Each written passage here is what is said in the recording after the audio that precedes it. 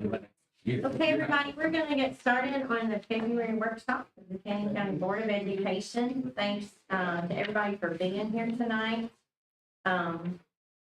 We are looking at first tonight, the public comment, which we had no one sign in tonight. On Thursday night, the Good Citizenship Award will be awarded by Ms. Patterson. And then, that special student will do the Pledge of Allegiance in a moment of silence. And then Ms. Patterson will note and present the Canyon County Schools Employee Spotlight. Tonight, we'll look at the agenda step by step. And the first one, the first item will be to approve the revised agenda. Everybody sees those revisions that comes in the consent agenda there. Any questions tonight about the agenda? No? Second item on the agenda is the consent agenda. Looks like we need to approve the minutes, of course, of the January meeting. B there is to approve Brian Elrod as track coach at Canyon County High School. That's tabled from January. C is to approve Micah Finotti as a new assistant football coach, CCHS. And then there are 3 overnight trips there indeed that we'll have to look at. That's the State DECA Convention in Chattanooga. Later on this month, it's the senior trip that the high school annually takes, to Orlando and St. Augustine in April.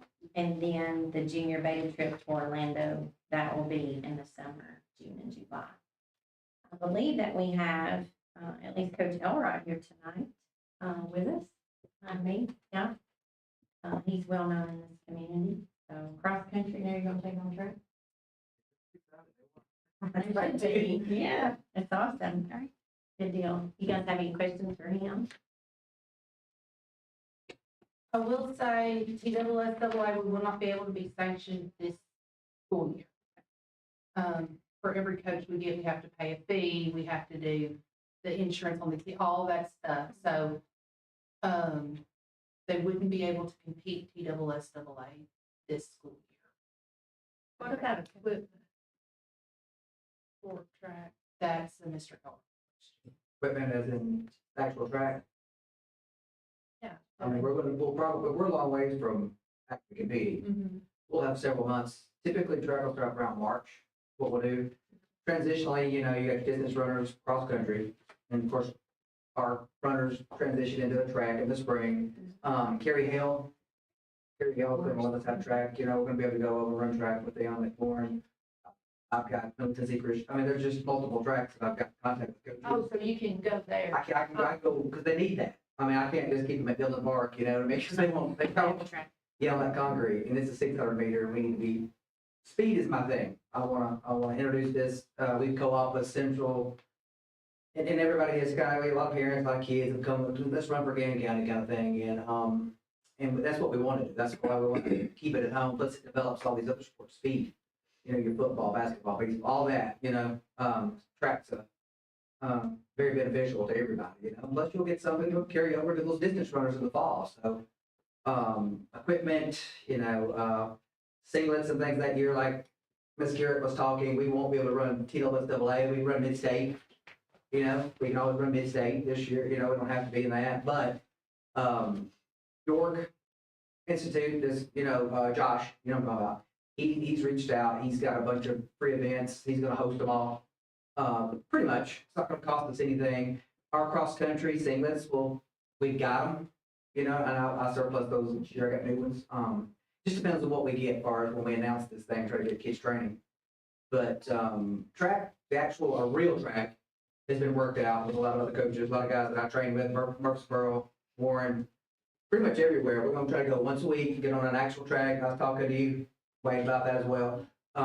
That's going to work out real well for us. Dillon will be a central point for us to train, just to get in shape. We got to get in shape for a while before we can compete or anything. But shoes and singlets, that kind of thing, it's not going to be any cost really on the actual uniforms for us. We've got a lot of that we can use in PSN. Kevin Collins, I've talked to him. If we want to go that route with shorts, kind of in different things for track, we've already talked about it. We're just kind of waiting to get the green light to go and see, you know what I mean, as far as training, with an actual track unit. You thinking mainly just running, or you gonna be looking at field events? For me, I really would like to see it. I'm a speed guy, you know, what I mean, running track, you know, 100 up, develop some speed in this county. That's kind of where, you know, we've got some student athletes, great, I've seen them. It'd be great to recruit them into that. Now, that would be out of my wheelhouse on, you know, everything else. For me, it's gonna be an actual track, you know, just try to get that developed, kind of get it going here. Like I said, you know, we've been co-op, and I guess Lexi Ledoux was probably our last one to co-opt out 4 or 5, you know, maybe 4 years ago. We like to keep it at the house and compete. And these, you know how it is with our district, Alethea, you're well aware, where we train against, you know, we've changed. You know, you kind of, we switched, we actually have dropped down now, looks like, to a lot of the private school stuff. And he's got everything set up for our meets. So we can go compete, but like you said, we're gonna compete. You know, this would be kind of this, you know, this, the kind of building it. We can run mid-state, and be competitive. I think we'll be competitive anyway. But like you said, we'll have to wait and really get into it. I just want kids, you know, introduce them, get them out, get them coming. I like to see all the other sports kind of, because, you know, it's been so distance running. Yeah. Let's get some, you know, get these other guys in there and do these speed, get the speed going around county. Guys have any more questions for him? Coach, Mike is not here tonight. He is not. He's not, okay. All right. Any other discussion on the consent agenda? Thank you, Coach Elrod. Yes. Very much for being here. Number 3 is the financial report from the finance department. Diane's here tonight, but if you checked your emails today, we did have emails concerning the finance. You guys have any questions for Ms. Diane? Thank you for always getting. Thank you. Number 4 on tonight's agenda is the ESSER report. She's here tonight. She's at a physical conference with Douglas. That's a good thing. And then we have the supervisor's reports. I hope all of you looked at those today. Those are in the board packet, very detailed from everybody. Does anybody have any questions? Any of our supervisors? Or do any of our supervisors need to address this or anything?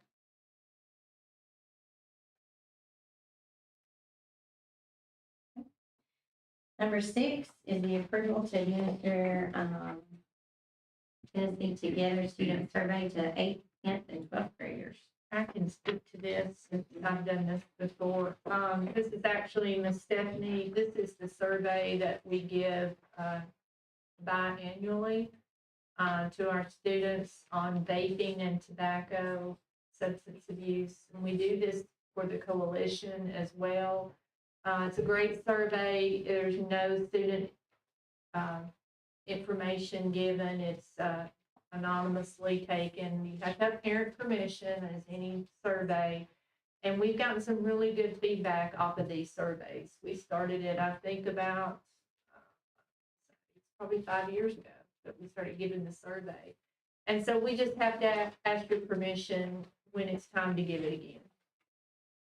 And everything's in the packet. Anybody have any questions? All right. Number 7 on the agenda is possible adjustments to the 24-25 school calendar. And Ms. Marcia is not here tonight, but of course, you know that we've had, I said I was weather weary, and I'm still weather weary. We've used our allocated snow days. For some of those snow days we use for professional development. You know, you have 13 and we built in 3 for professional development. We still have 1 in March. So if we had to take a day, we could use that March day right before spring break as a day that we could reclaim. But I just wanted you to be aware, you know, we do have spring weather sometimes that will close us. It did last year. We were fortunate. I submitted a waiver request to the Commissioner of Education. I included pictures of our roadways that we traveled during the snow, and they granted the day that I requested. I only requested one because we were over one. I didn't want to be greedy because we might have to go back and request more if we have something significant. They granted that appeal, which it's hard to get an appeal from the commissioner. But we've been able to do that 2 years in a row. But we've provided a lot of evidence when we send those in. So right now we don't have to make any days up, but you never know when something might happen. And of course, you know, we've got rain right now, but it looks like it'll stop tonight. We hope that the waters will recede and we'll be okay. But I've already heard next week could be, you know, another winter weather event. I don't know. So we'll pray. We'll say it's not going to come. So, but if we were to have to revise the calendar, we could do that into March if something were to happen and we go over. I'm trying to stay away from spring break. People already have a lot of plans, you know, sometimes, and I'm trying not to use that, even though the MOU, the CCA MOU says that's what we take. But I think we have the work day on May 22nd that we could use if something happened.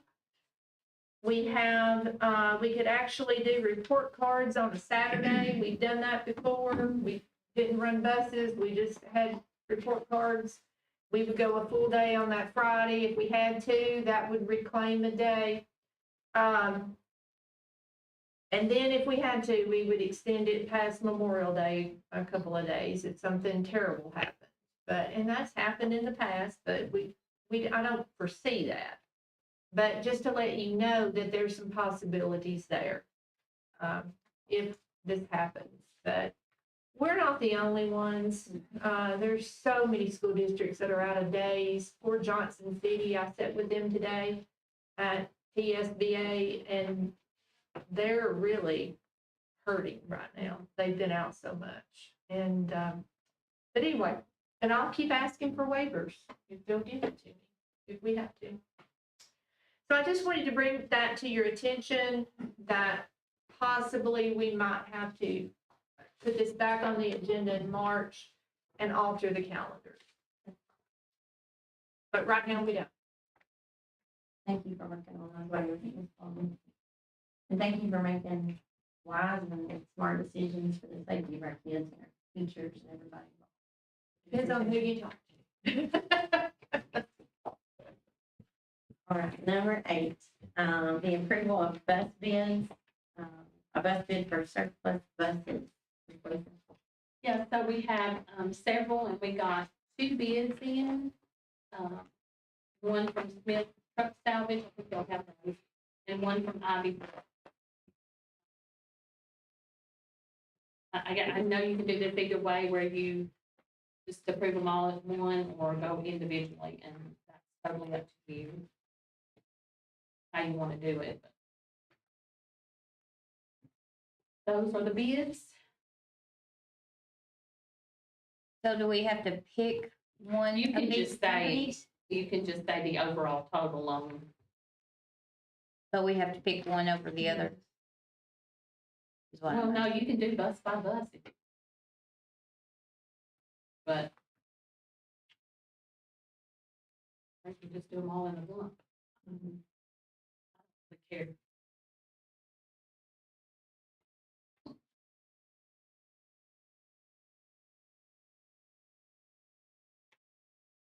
Anybody have any questions over those?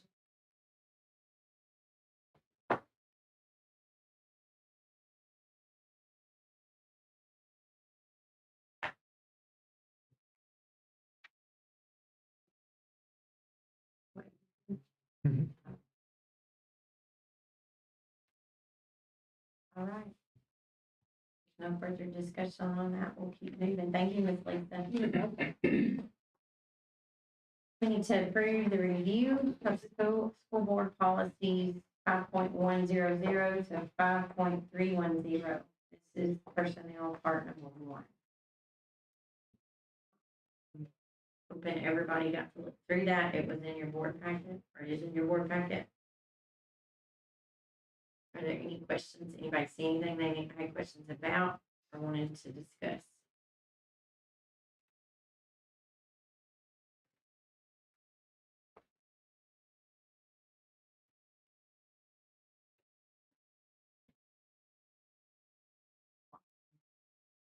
All right. Number 10 on tonight's agenda is Mr. Andrew Ferguson. He wants to address the board representing junior line football. I believe that is you, isn't it? Yes, ma'am, it is. As everyone knows, I took over the Kent County Junior Lions Youth Football late last year. I know we had some growing pains, appreciate all the work, especially with Mr. Courtney Nichols here, helped us with last year. We were able to get our season up and running with only 2 teams. We got approval for that because of our situation. This year's a little bit different. We're in a different league, a new league. I've already got our coaches in hand with coaches' agreements and everything. The only thing that we don't have is any guidance, because we are technically underneath the school board because our money is at the Cannon County Elementary School. There's been rumors and talks going around town. I just want to say that I'm speaking just for our board because we do have now a board set. We are just looking for guidance on how the school board is here to assist us. And what they want to do or can do to help us, because things have been done a certain way 1 year, 2 years, 3 years, and then it's just kind of, okay, well, you go in a gray area. I'm more of a black and white on piece of paper guidance. If I can't find it, then I ask questions. It's just like the athletic handbook. Mr. William Curtis is no longer here, hasn't been updated since 2021. It's changed. It was updated. It just, the new one wasn't put on the website. So it's now been put on the website. We update it every year. I didn't even know it was on the website until you brought that to my attention. It's so, like, if you have a question about that, or if you need a call, like, we do have a copy. It's a live document, and every year it gets updated, so we can get Because you the a one on the copy. website, I had it on my phone Is right now, old. it still says William Curtis says. It was changed. Refresh your phone, because I personally done it this week. I just did it out there. But I mean, I can try. Not like it's in 2 different locations.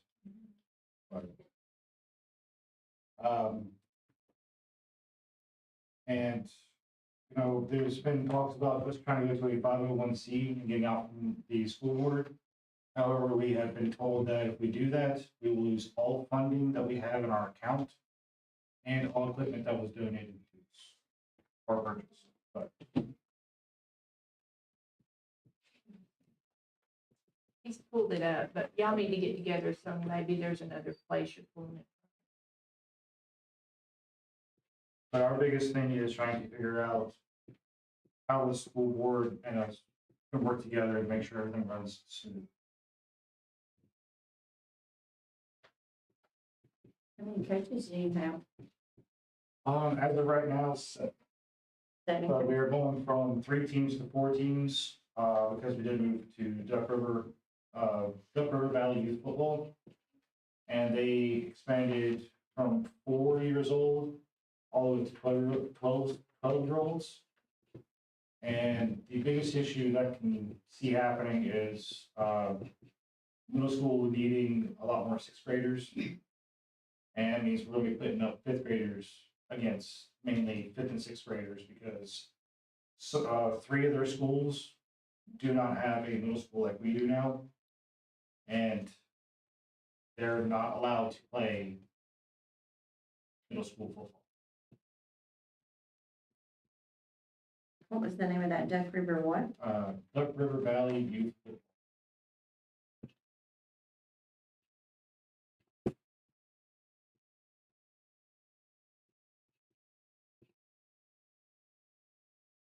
Duck River Valley Youth Football. Yes.